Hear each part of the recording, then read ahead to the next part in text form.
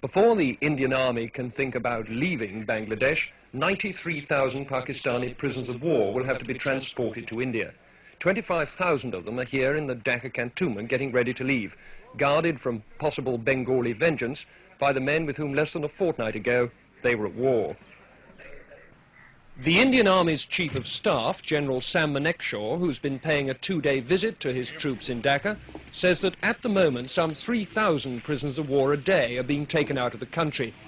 He hoped that by the beginning of next month the daily average would be 10,000, and that in any case by the 15th of January all of them would be in Indian prisoner of war camps.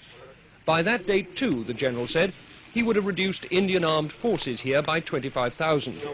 But they still can't all go home.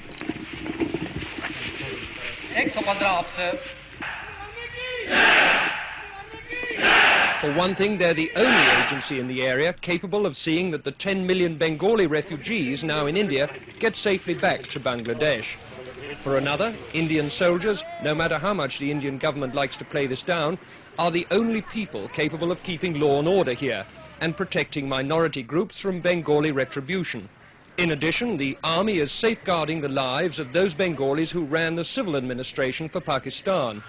The Bangladesh government is setting up a war crimes tribunal to try Dr. Malik and his colleagues. Will the Indian army be told by Delhi to hand them over? I asked Mr. D.P. Dar, Mrs. Gandhi's special envoy to Bangladesh.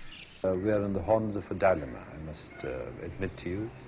On the one hand, we do not want to do anything which is against the norms of international behavior. Nor do we want to do anything, on the other hand, which would even remotely impinge on the sovereign rights of the Bangladesh government and Bangladesh state. What does that mean in practice? Are you going to hand people over to a war crimes tribunal or not? That means, for the time being, that the position is being legally examined. As any victorious army would be, Indian armed forces are now deeply involved for the foreseeable future in the way this new country is going to develop. Richard Lindy, News at 10, Dhaka. The train is on its way to the river port of Narayanganj, a dozen miles away. The operation began long before dawn. At the cantonment siding, Brigadier H.S. Clare supervised the loading of the train.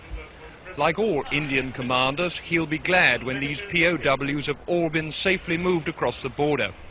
Here they're a potentially dangerous cause of friction with the local population. The train was well guarded by Indian soldiers in case of any hostile demonstration by Bengalis. What's the attitude of these people on this train? Are they glad to go or what? Well, they're happy to get away from here, certainly. I'm quite sure that they won't have any hostile attitude when they go to India, whereas in this place they can't get out at all. Are you worried about any demonstrations on the way to the boat? No, I'm not, because I think we're taking sufficient precautions to make sure that nothing happens. At Narayanganj, a Pakistani naval commander organized the embarkation. All commanders of their groups report to me immediately here. Apart from their military kit, the men took nothing with them but food and cooking equipment. The railway line ran right onto the dockside, sparing them the humiliation of a jeering Bengali crowd. Even so, a small group on the roof of a harbour building broke into jubilant shouts as the prisoners trudged down the quayside. At every step there were Indian soldiers to protect them had it proved necessary. Bengalis are not best pleased to see their enemies go home, apparently scot-free.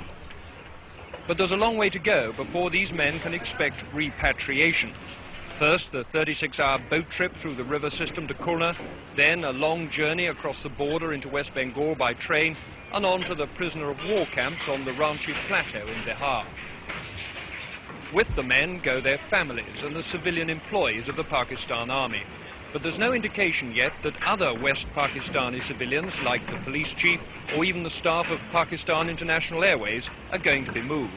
For the moment, the emphasis is on getting the soldiers out before their presence here causes trouble.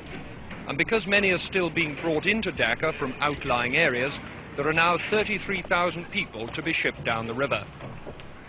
For those Bengalis cheering on the roof there, it's another day to savour the sweet taste of victory. For these prisoners of war, the bitterness of defeat. What lies ahead of these men is nothing but a tedious journey and the boredom of prison camp routine. But at least now they've begun that long journey home.